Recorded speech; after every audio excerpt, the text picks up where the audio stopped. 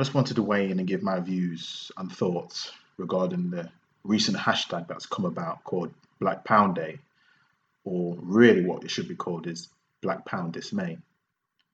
Now, if you've not already heard or know about what this is, the hashtag Black Pound Day, it's an initiative designed to promote Black owned businesses. Now, it was supposed to start on June the 27th, so by the time this is uploaded, this would be 2 or 3 days before. And again, it's meant to promote Black owned businesses in light of all the recent affairs that have been going on, particularly regarding race relations. And from what I understand, it's actually not just going to be one particular day, it's actually going to be a monthly reoccurring theme, as opposed to what I initially thought would be was just a yearly affair.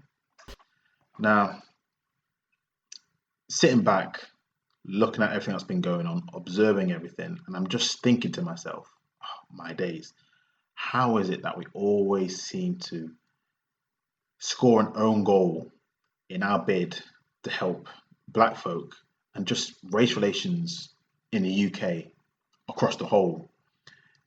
Certain opportunities that we just fail to hit and we just end up hurting ourselves. First of all, June the 27th is known across the UK as Armed Forces Day, where we remember those who serve in the British Armed Forces. And also, in the month of June, as we all know, is Pride Month, which focuses on the LGBTQ community. So what the question has to be asked is, who decided that this day was the day that we'll start this? And why was it not another date for which had a bit more meaning? For example, in October, where, as we know, it's Black History Month, or even another date which represents maybe a birthday of a hero, of an activist from the Black community, or somebody who's well known, something that actually links the day and the date, so it underpins why we're doing this, not just half-dashed, quick thought out, try to be a bandwagon, try to use what is going on right now to start a movement, which ultimately, again, will always backfire. It's almost as if we don't know how to plan some things and we open ourselves up to complete criticism and we're just antagonizing other groups needlessly. And the thing is, what makes you laugh is when they respond to us, we always act emotional and we have no idea how to react in kind. I mean, just take the anti-Joshua example situation, for example. Whenever we do something which is not thought out, not well prepared, and leads to criticism, we have no idea how to respond without being emotional and saying all this kind of foolishness, which just leads us to it's antagonistic, especially at a stage now where things are at its tilt, with everything that's going on. Certain things where if we just had people who thought about this more instead of just doing these things, it will come across a hell of a lot better. But with all that said and done, the issue I have with this is not about the promotion or the initiative to support Black businesses. I actually agree with the whole premise. The issue is, why do we need to shout from the rooftops that we have to support our own businesses? This is something that we should be doing naturally. Now, this is a viewpoint that I've held from since I was younger, and I never understand why is it that in the Black community this has to be taught, as if this is something that needs to be taught to spend in your own community, to at least take care of your own first, because at the end of the day, charity begins at home.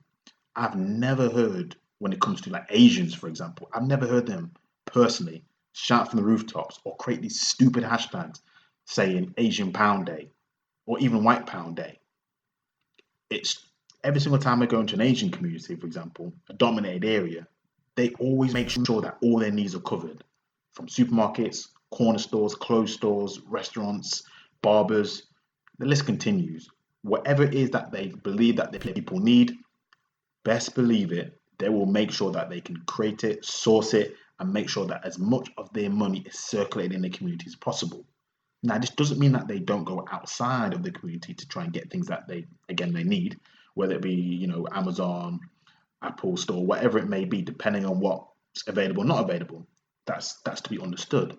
However, it is well known that they make sure that they spend their money first in their community before even looking outside.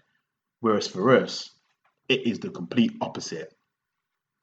Now, for starters, we already have a low business ownership, so much so that when the creation of this black hashtag came out, we had to basically force ourselves to say, what are the black businesses out there?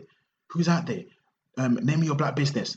Um, Hashtag it, black businesses, in order for us to understand and know what kind of business are out there run by black people. It's amazing me how we do things, and the ones that we do actually own, that we do know about, that's around our community. You know, the typical ones, the barbershops, the takeaway stores, whether it be African, Caribbean, hair care products, skincare products. We know what it is, and we know the stores that we typically own in our communities. We don't even like to patronize them anyway, and we always try and create competition within such a small block, which just devalues the pound because everyone's in competition with each other, everyone's jealous, everyone's envious. And the funniest thing is, in a lot of areas where we should be market leaders in, like the hair care and the skincare, a lot of them are run by Asians or other folks, and they sell it to black folks. And yet we have our own stores which we don't even patronize as much as some of these other stores. We just have we don't have an instinctive nature to support our own businesses, which for me is the fundamental problem of this whole hashtag.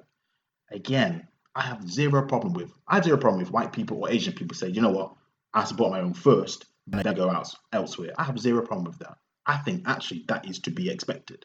But with black folk, we need a silly hashtag in order for us to actually think, let's spend that money in the black community.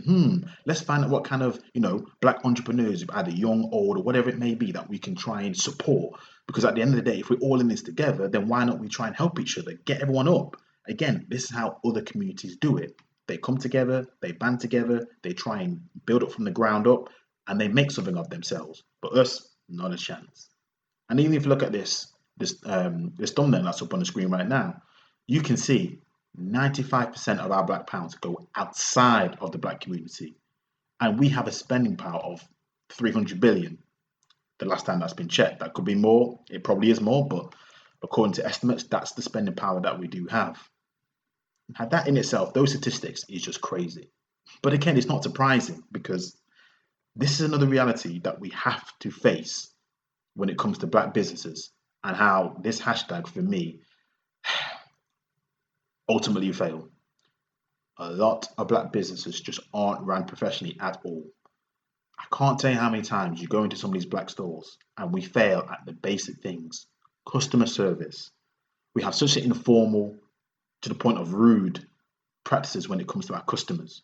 We have zero to hardly any lack of respect when you ask for food, especially when it comes to food places. For starters, there's always a lack of stock. I can't tell you how many times I go into some of these restaurants and all I'm doing is asking for something which I thought is quite straightforward, whether it be some dumplings, some plantain, some hard food, and I always get, we don't have any of it. And this isn't at the end of the night where the stores are closing, where you can kind of understand it. This would be like 6 p.m., 7 p.m. We're expecting to have plentiful stock because they know it's peak times. But no, they don't. Not only that, consistency in our food.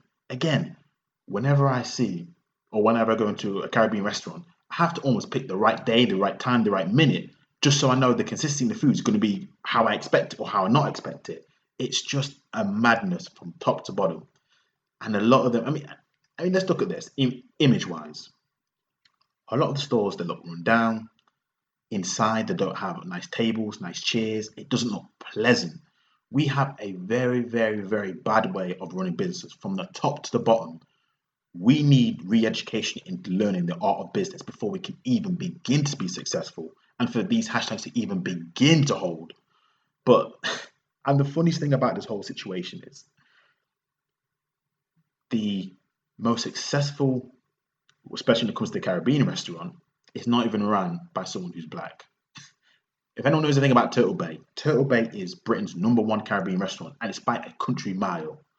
And it was owned and started by a Sri Lankan. I can't really pronounce his name, but I'm going to have him on screen.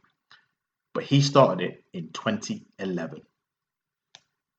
2011, not even 10 years ago.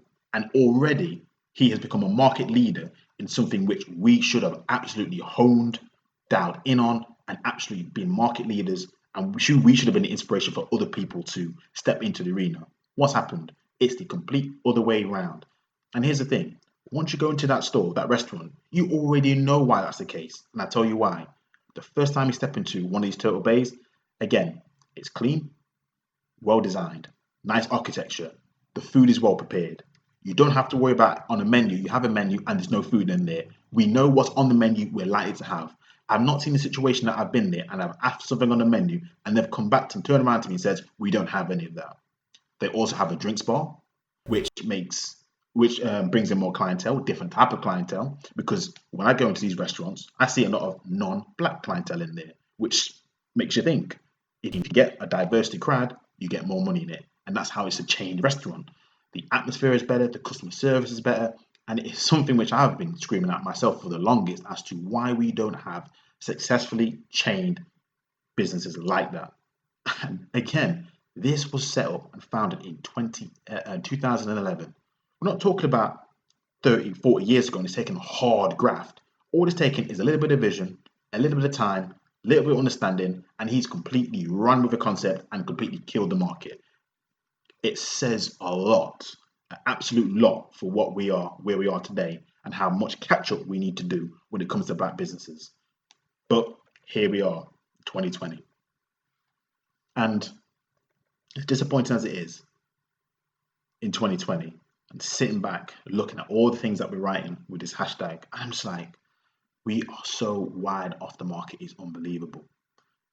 To this day, and I know people disagree with me here, but we have become, in 2020 and beyond, a meme race. We really have become a meme race. And all these things just lead us to be open we're antagonizing other races. And I know people are like, oh, I don't care. But listen, if anyone's read 48 Laws of Power, law number 19, be careful who you offend. What do I mean by that? You need to know who you're offending. Sometimes you need to be careful about who you're offending, because it is the same people who you're offending are the same people you're then asking to support your businesses. We can all sit back and say, yeah, black people need to support black businesses, but let's keep it real. Let's really keep it real. In order for us to be really successful, I'm talking about millionaires, billionaires, we will need the same clientele to patronize us as the ones we're basically telling them to, go fuck yourself. So, with all that being said, you need to be careful how you position yourself, because at the end of the day, the funniest thing about this thing is this: we have a Black Pound Day that the hashtag that's going around. What happens the next day, or the day after that, or the day after that? I see this becoming just one of those stupid movements which has a little bit of attraction just because it's cool, just because everyone can quote it, just because everyone can hashtag it, and then guess what? It has absolutely no substance. And that leads me to the last point. I'm sick and tired of hashtags, and I'm sick and tired of movements. We do not need another hashtag or another movement. What we need is a culture reset. We need a culture that makes these very basic things just a part of our blueprint. Therefore, not only does it have staying power, that staying power lasts generations and generations and generations, and not just a few fleeting days or fleeting months, and then we're back to the status quo of, we don't support black businesses, we're not going to make it anywhere, we're never going to get anywhere. It is absolutely ridiculous. And with all that said and done, I'm hopefully looking to try and do a follow-up video to this, just to see how this hashtag's progressed. I need to know whether this is a success or not. And that's the thing. Has anyone said anything about what is deemed as a success and what's deemed as failure? Is that 95% going to go to 85% of the money spent in the black communities? Is that going to be for the next year, 10 years, 5 years? What does success look like from this hashtag? But again, because we don't plan, because we just do things because we're emotional, we always act out of emotion as opposed to acting out of logic and thought process. So it ends up hurting us as opposed to helping us. But with all that being said, again, I'm hoping to do another video just to see how this has progressed. Again, it's meant to be a monthly thing, so we should be seeing this theoretically every month. But again, I hold my breath on that because I know what's going to happen. Next month, we'll probably hear a little bit about it. The following month, barely anything, and then until it gets to absolute damp squid. And again, like I said, we're back to the status quo. So we'll see where this goes, and I'll report back to you. But that's my rant on this. Thanks for listening, everyone. And until next time, see you later.